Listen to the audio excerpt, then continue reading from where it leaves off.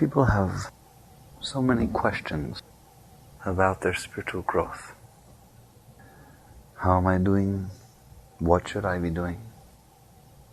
Is it happening as it should? Is it happening at all?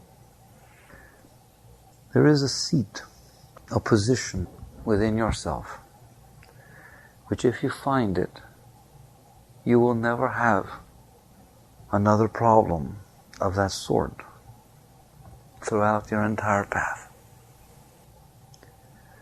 People feel that in the name of spirituality, they will surrender money, relationships, careers, hopes and dreams, so that they can turn toward the deeper things in life and experience the greatness of spirit.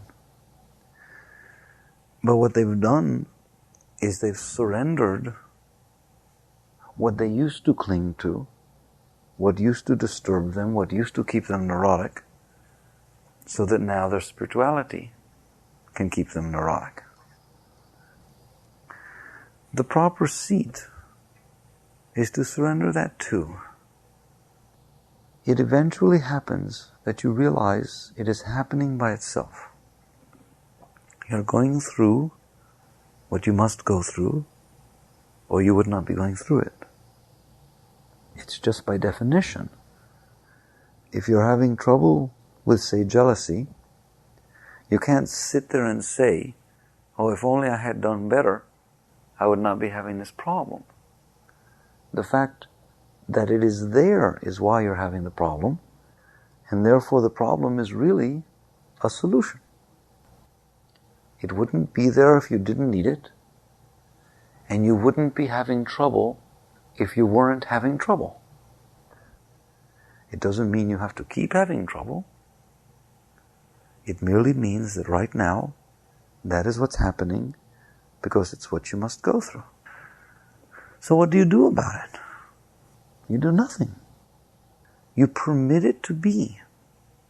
Inside, you do your best with you. You hang out with you. That's the seat. You stay with you. You take deep breaths. You let go.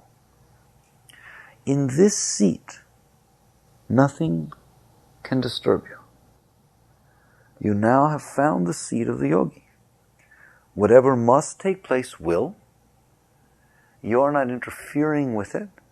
There is no question, am I growing fast enough? You are not interfering with the entire process. Whatever needs to take place does. There are times for turmoil, and there are times for peace. There are times for disturbed emotions, and there are times for love and beauty. Both are like sandpaper, just what they need to be in order to open you when you need to be opened, in order to challenge you when you need to be challenged, period. That's the process. The problem is that that's not what we do. We don't sit in the seat of the self and permit the process to take place.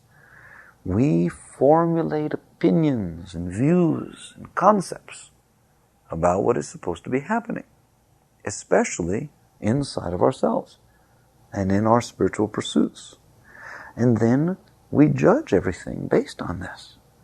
Believe it or not, that is the greatest misjustice that you can do to your spiritual evolution. And it is only because you're doing that that you come up with questions such as, am I growing? Am I doing well enough? Is what's supposed to be happening? Is everything right? Is because you're trying to make it be something. You haven't let go enough yet. So the seat is to somehow really deeply come to understand that what is must be, inside and out. And you permit the changes inside to take place that must. You needn't judge them. You needn't harness them. You needn't balance them or control them. You needn't do a thing. And anything that you do, I assure you, interferes with the process. In fact, I will go one step further. Anything that you find yourself doing, you're doing in order to stop the process. It's because you're afraid of what's happening. It's too strong, it's too powerful, it's too fast, it's too challenging, it's too confusing, whatever. And therefore, in an attempt to make it nice and neat and understandable and digestible, we want to bite it off into little pieces at just the right time, hold them in just the right way, and in essence, control our growth. When you do that, you will definitely feel, how am I doing? You have to ask that question, because you're doing. Because you're doing it, you better ask the question, how am I doing? What I'm showing you is if you're not doing it, there are no questions. The process is taking place, and you're not interfering with it. And the only thing that would cause you to interfere with it is that you're afraid, is that you're not willing to let go enough. In order to let go, the yogis have come to see it's very difficult to just sit within yourself while all this is going on and let it happen. You have to find something to occupy yourself other than the process.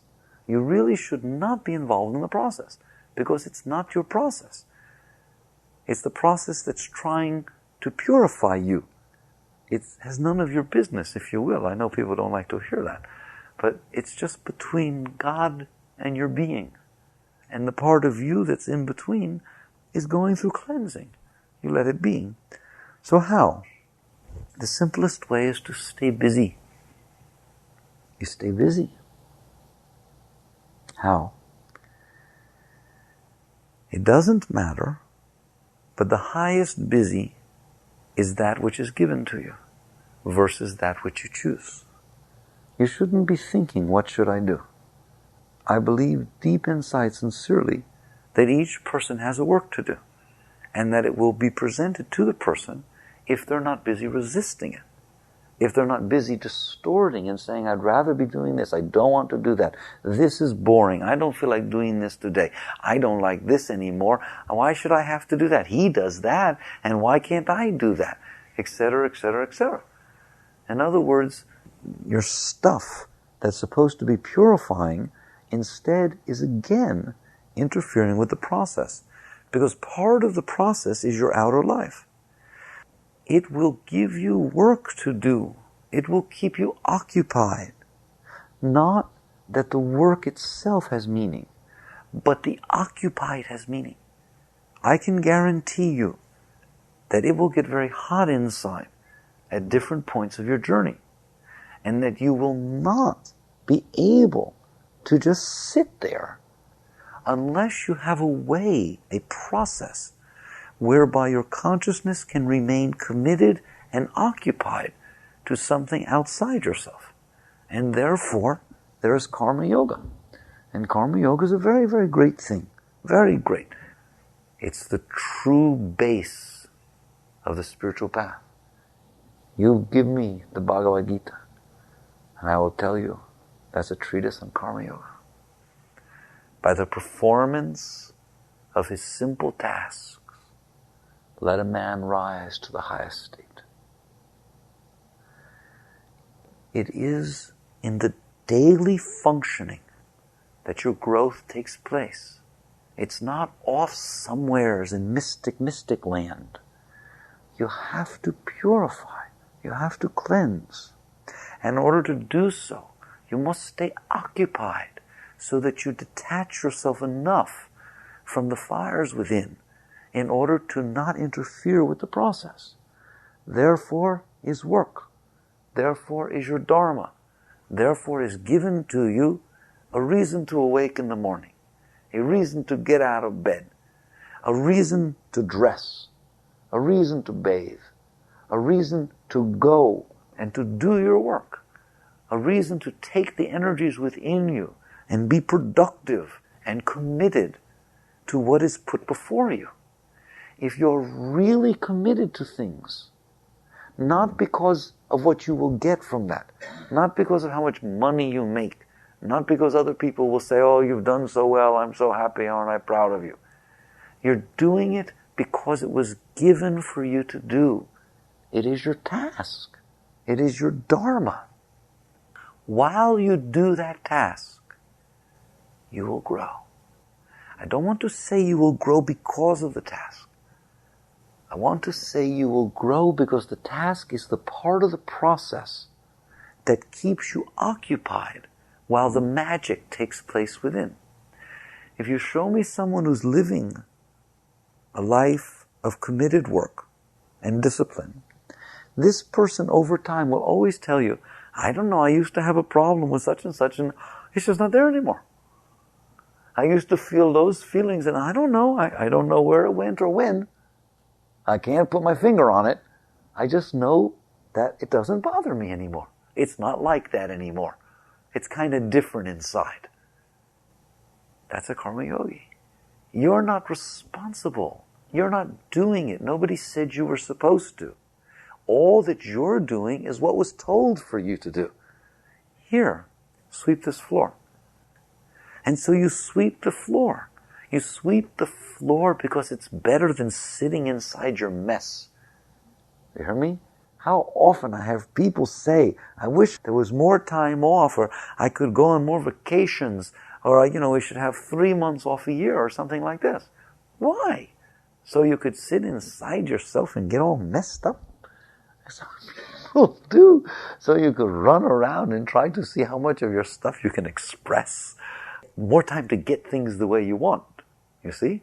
More time to make it happen. That is absurd. There's only one process that's happening, and that's inside of you. And let me clue you in. You don't want to be in there when it's taking place.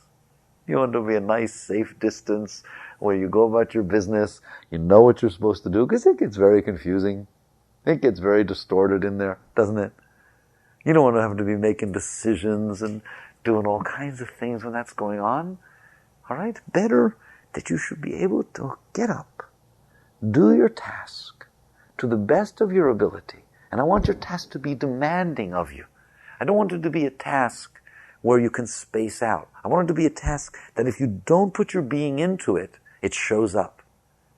Not that the result matters, but I want it to show up so that you're forced to put your being into it. Every one of you have seen the results of karma yoga at some point in your life. You take somebody who perhaps is going through a relationship breakup.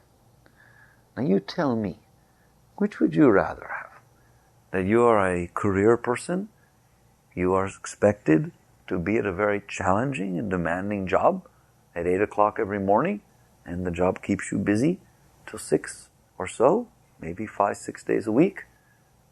And while you're going through these emotional problems and different traumas that go on inside, you have to go there.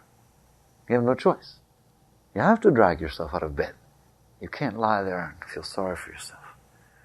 You can't lie there and drift off and think about how it could have been, or why did you do this, or what is he doing now, or what should you do, or anything. You have to do your work. Your work is in front of you. You must do this. You must write this. You must read this. You must drive here. Whatever it is, you must do it. It's demanded. People are expecting. There are people coming, knocking on the door. There it is. You have to deal with it. You must deal with it. Not that there be 1 second for yourself. Not one tiny second. The work is more important than you.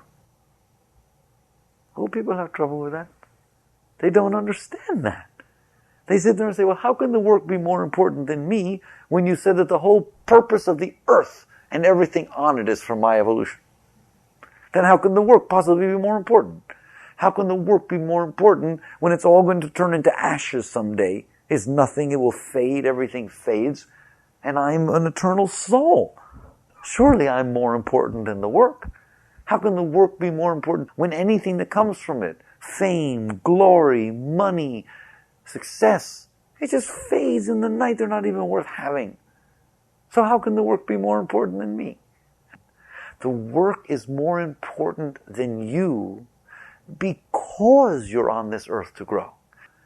Because it demands of you. It works inside and out. And if you will commit yourself to the work, more important than you. I don't feel like getting up. You get up. Anyways, I don't feel like doing this today. You do it. Why? Because the work is more important than you. Which you? That you, the one I'm talking about. The one who don't feel like getting up. You hear me? That's the one that's being cleansed. Of course she doesn't feel like getting up. It can get very intense in there. You don't want to be in there. And you don't have to. That's the greatest blessing. Nobody told you you have to sit there and make everything come up. Just stop holding it down. You are the one who's interfering with the process. You are not causing the process. You don't have to understand it. You don't have to know where it came from. You don't have to know what your mother or father said to you that made you feel that way. You just have to let go of the feeling. Then it's over. Then no one made you feel that way. It's gone. It doesn't matter why. The only reason that psychoanalysis works in terms of the why is because maybe if you understand how it got there, you'll be willing to let it go. But if you understood how it got there and you still didn't let it go, you wasted your money. But if somebody goes, you see why that's there? It's not really you. Your mother said that to you, and that's why that happened. Oh my God, of course, in all these years I've been running around thinking this is me. So I can just let it go because it was just my mother doing that to me. That's right. Oh, I feel so wonderful in a wonderful process. Yes, you let it go. What difference does it make why you let it go? Let it go, and it will not stop you anymore. But the process, the Shakti, once the spirit awakes, will always be pushing this stuff up. All you have to do is get out of the way.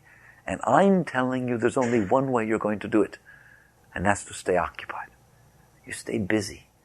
Each moment of each day, you should know where you're expected to be and be there.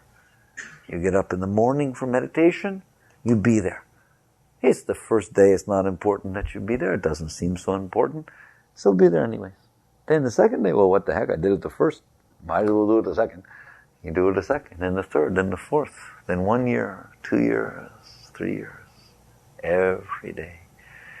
And you wouldn't even think of not doing it. When you feel good, you go. When you feel bad, you go.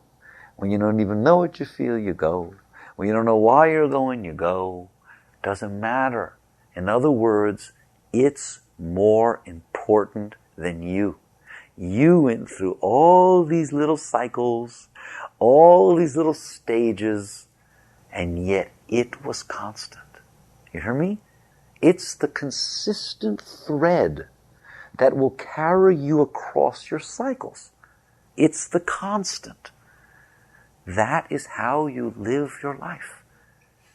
Once you have set a commitment into motion like that, it does become more important than your ego. Never, ever let your ego step in and start mouthing off. Oh, I don't need to do this anymore. I've done this long enough. What's the difference? It's 4 days versus 5. I'll take 1 day off. The minute, the second that you let it have 1 inch, you lost. It's like if you're on a diet and you say, well, listen, it's not going to kill me. I have this one little thing. Didn't you see how powerful what happened once you had that one little thing? Nobody ever had one little thing. Why? Why? There's a real science here. Why? Because while you hadn't had the one thing, you were putting the diet in front of yourself. You were putting the commitment in front of anything that your mind could say. It didn't matter what it thought up. Well, I'm probably a little low on some energy. I need some sugar, so it's good. This is a different reason. It's medicinal.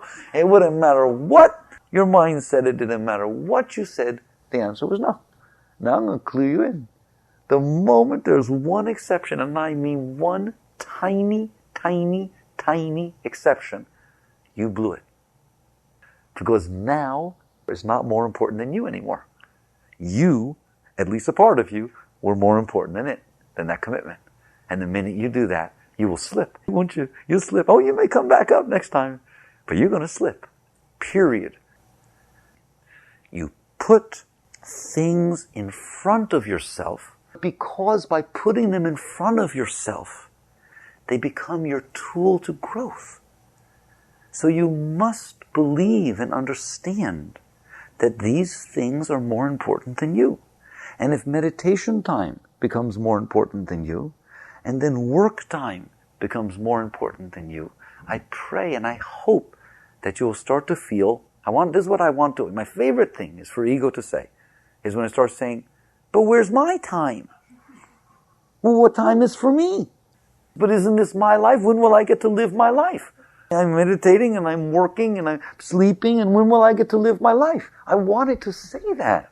What does it mean by that? It means something's missing and you're not letting me go out and find it.